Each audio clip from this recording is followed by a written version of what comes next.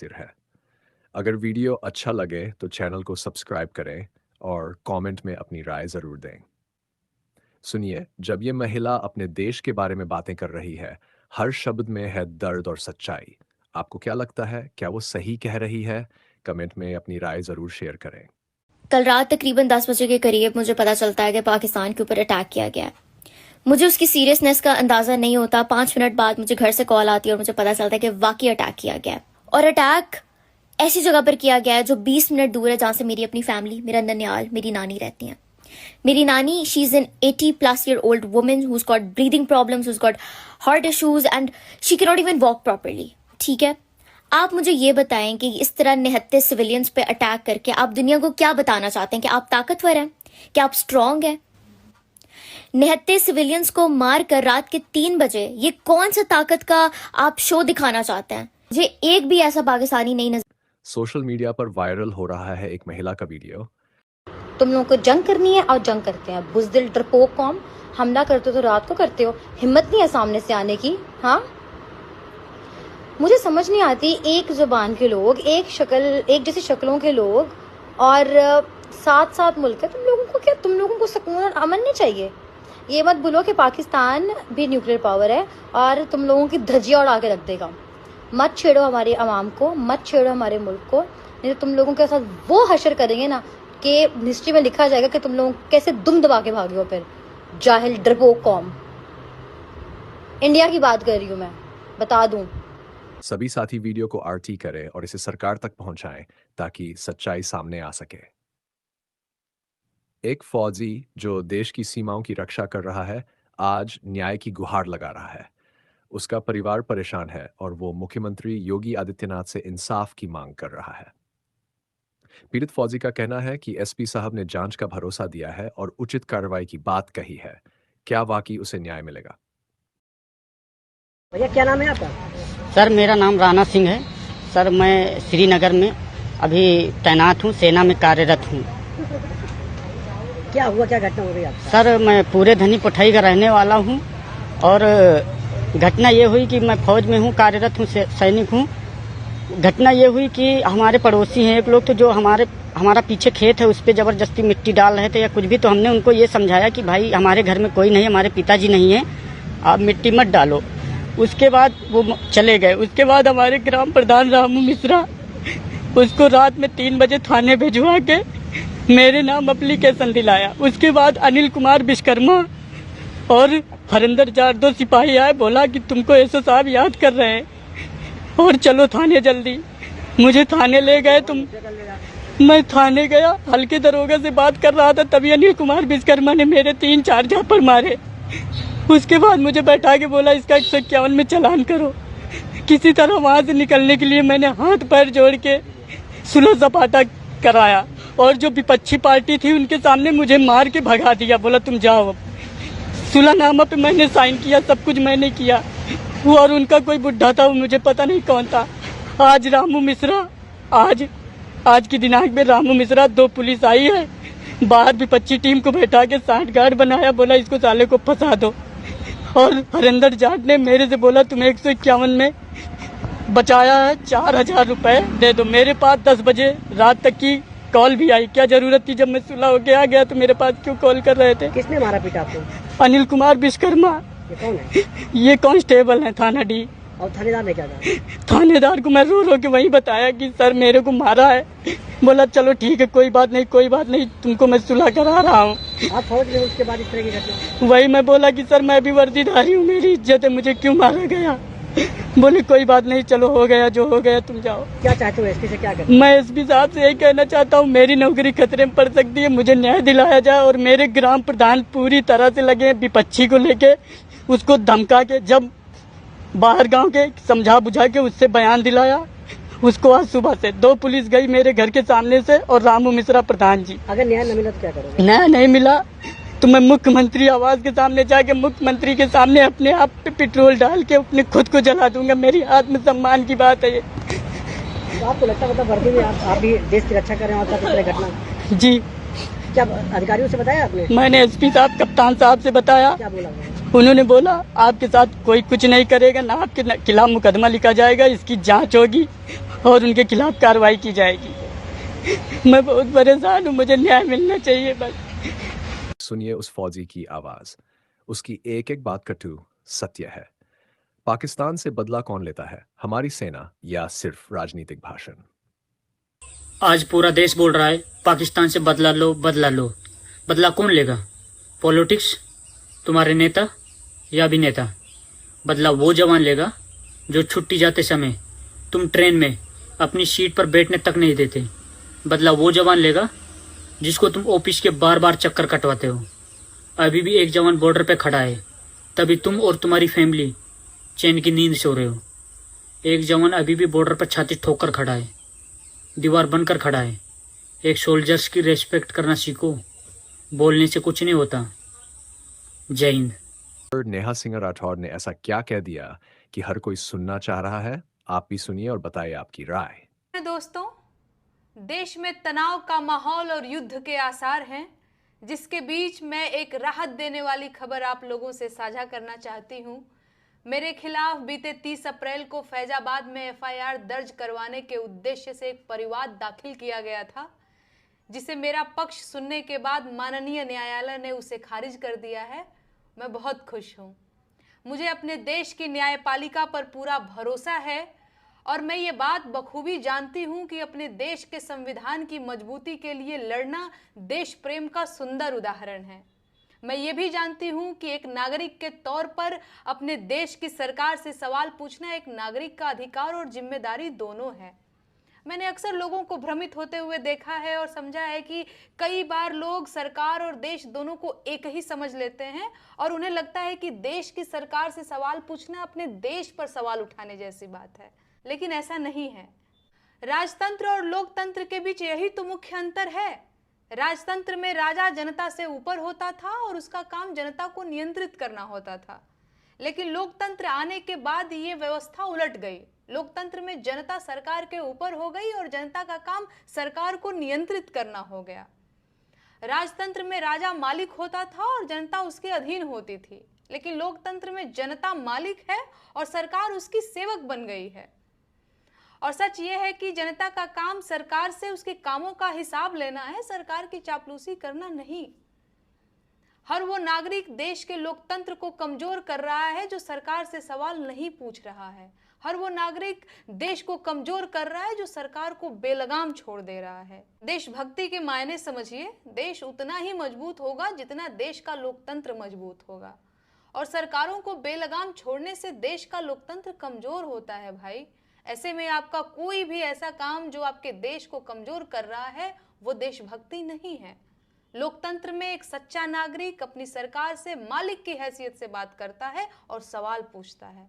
तो ये बात कभी मत भूलिएगा कि सरकारों की चापलूसी लोकतंत्र को कमजोर करती है और सरकारों को तानाशाह बनाती है, और इतिहास गवाह है कि तानाशाहों ने हमेशा अपने ही देशों को बर्बाद किया है।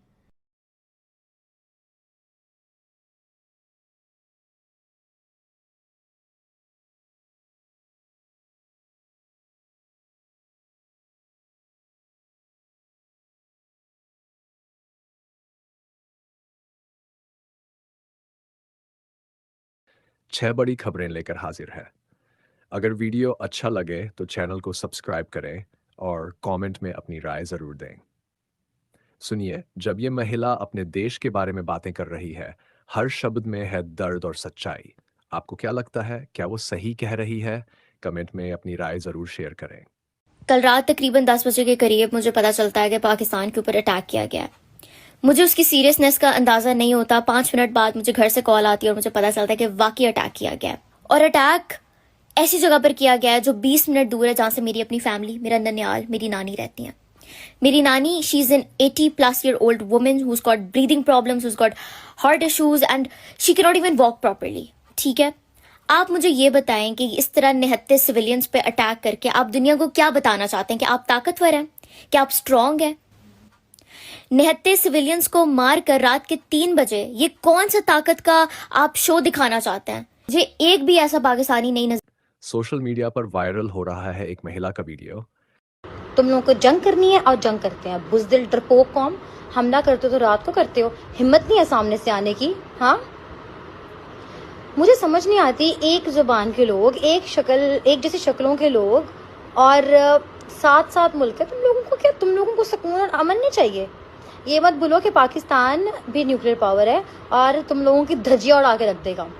मत छेड़ो हमारी आवाम को, मत छेड़ो हमारे मुल्क को, नहीं तो तुम लोगों के साथ वो हशर करेंगे ना कि हिस्ट्री में लिखा जाएगा कि तुम लोग कैसे दुम दबा के भागे हो। फिर जाहिल डरपोक कौम। इंडिया की बात कर रही हूँ मैं, बता दूं। सभी साथी वीडियो को आरटी करें और इसे सरकार तक पहुंचाएं ताकि सच्चाई सामने आ सके। एक फौजी जो देश की सीमाओं की रक्षा कर रहा है, आज न्याय की गुहार लगा रहा है। उसका परिवार परेशान है और वो मुख्यमंत्री योगी आदित्यनाथ से इंसाफ की मांग कर रहा है। पीड़ित फौजी का कहना है कि एसपी साहब ने जांच का भरोसा दिया है और उचित कार्रवाई की बात कही है। क्या वाकई उसे न्याय मिलेगा? भैया क्या नाम है आपका? सर मेरा नाम राणा सिंह है। सर मैं श्रीनगर में अभी तैनात हूँ, सेना में कार्यरत हूँ। क्या हुआ, क्या घटना हो गई आपका? सर मैं पूरे धनी पुठाई का रहने वाला हूँ और घटना ये हुई कि मैं फौज में हूँ, कार्यरत हूँ, सैनिक हूँ।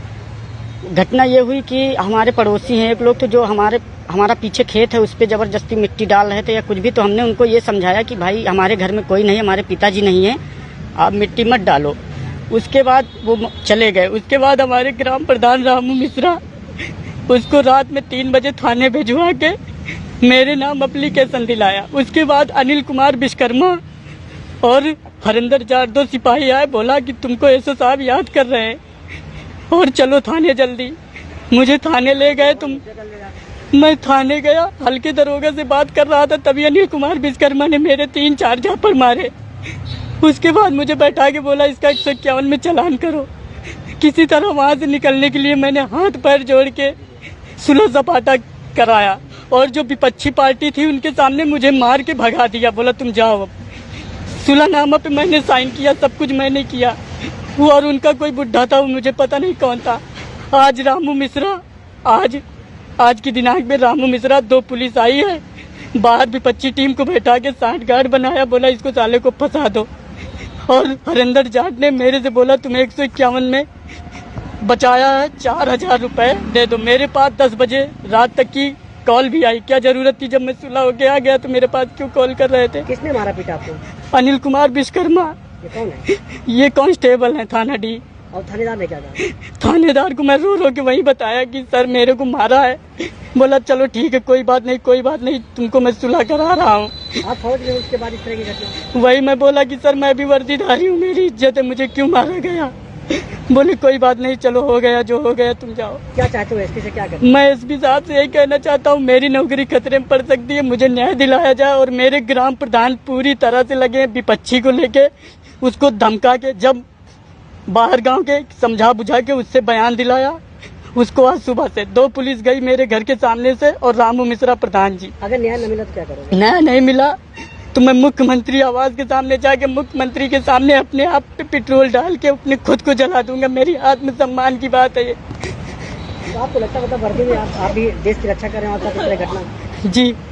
क्या अधिकारियों से बताया आपने? मैंने एसपी साहब, कप्तान साहब से बताया। क्या बोला? उन्होंने बोला आपके साथ कोई कुछ नहीं करेगा, ना आपके खिलाफ मुकदमा लिखा जाएगा, इसकी जांच होगी और उनके खिलाफ कार्रवाई की जाएगी। मैं बहुत परेशान हूँ, मुझे न्याय मिलना चाहिए बस। सुनिए उस फौजी की आवाज। उसकी एक एक बात कटु सत्य है। पाकिस्तान से बदला कौन लेता है, हमारी सेना या सिर्फ राजनीतिक भाषण? आज पूरा देश बोल रहा है पाकिस्तान से बदला लो, बदला लो। बदला कौन लेगा? पॉलिटिक्स, तुम्हारे नेता या अभिनेता? बदला वो जवान लेगा जो छुट्टी जाते समय तुम ट्रेन में अपनी सीट पर बैठने तक नहीं देते। बदला वो जवान लेगा जिसको तुम ऑफिस के बार बार चक्कर कटवाते हो। अभी भी एक जवान बॉर्डर पे खड़ा है, तभी तुम और तुम्हारी फैमिली चैन की नींद सो रहे हो। एक जवान अभी भी बॉर्डर पर छाती ठोक कर खड़ा है, दीवार बनकर खड़ा है। एक सोल्जर्स की रेस्पेक्ट करना सीखो, बोलने से कुछ नहीं होता। जय हिंद। नेहा सिंह राठौर ने ऐसा क्या कह दिया कि हर कोई सुनना चाह रहा है? आप भी सुनिए और बताइए आपकी राय। दोस्तों, देश में तनाव का माहौल और युद्ध के आसार हैं, जिसके बीच मैं एक राहत देने वाली खबर आप लोगों से साझा करना चाहती हूँ। मेरे खिलाफ बीते 30 अप्रैल को फैजाबाद में एफआईआर दर्ज करवाने के उद्देश्य से एक परिवाद दाखिल किया गया था, जिसे मेरा पक्ष सुनने के बाद माननीय न्यायालय ने उसे खारिज कर दिया है। मैं बहुत खुश हूँ। मुझे अपने देश की न्यायपालिका पर पूरा भरोसा है और मैं ये बात बखूबी जानती हूँ कि अपने देश के संविधान की मजबूती के लिए लड़ना देश प्रेम का सुंदर उदाहरण है। मैं ये भी जानती हूँ कि एक नागरिक के तौर पर अपने देश की सरकार से सवाल पूछना एक नागरिक का अधिकार और जिम्मेदारी दोनों है। मैंने अक्सर लोगों को भ्रमित होते हुए देखा है और समझा है कि कई बार लोग सरकार और देश दोनों को एक ही समझ लेते हैं और उन्हें लगता है कि देश की सरकार से सवाल पूछना अपने देश पर सवाल उठाने जैसी बात है, लेकिन ऐसा नहीं है। राजतंत्र और लोकतंत्र के बीच यही तो मुख्य अंतर है। राजतंत्र में राजा जनता से ऊपर होता था और उसका काम जनता को नियंत्रित करना होता था, लेकिन लोकतंत्र आने के बाद ये व्यवस्था उलट गई। लोकतंत्र में जनता सरकार के ऊपर हो गई और जनता का काम सरकार को नियंत्रित करना हो गया। राजतंत्र में राजा मालिक होता था और जनता उसके अधीन होती थी, लेकिन लोकतंत्र में जनता मालिक है और सरकार उसकी सेवक बन गई है। और सच ये है कि जनता का काम सरकार से उसके कामों का हिसाब लेना है, सरकार की चापलूसी करना नहीं। हर वो नागरिक देश के लोकतंत्र को कमजोर कर रहा है जो सरकार से सवाल नहीं पूछ रहा है। हर वो नागरिक देश को कमजोर कर रहा है जो सरकार को बेलगाम छोड़ दे रहा है। देशभक्ति के मायने समझिए, देश उतना ही मजबूत होगा जितना देश का लोकतंत्र मजबूत होगा, और सरकारों को बेलगाम छोड़ने से देश का लोकतंत्र कमजोर होता है भाई। ऐसे में आपका कोई भी ऐसा काम जो आपके देश को कमजोर कर रहा है वो देशभक्ति नहीं है। लोकतंत्र में एक सच्चा नागरिक अपनी सरकार से मालिक की हैसियत से बात करता है और सवाल पूछता है। तो ये बात कभी मत भूलिएगा कि सरकारों की चापलूसी लोकतंत्र को कमजोर करती है और सरकारों को तानाशाह बनाती है, और इतिहास गवाह है कि तानाशाहों ने हमेशा अपने ही देशों को बर्बाद किया है।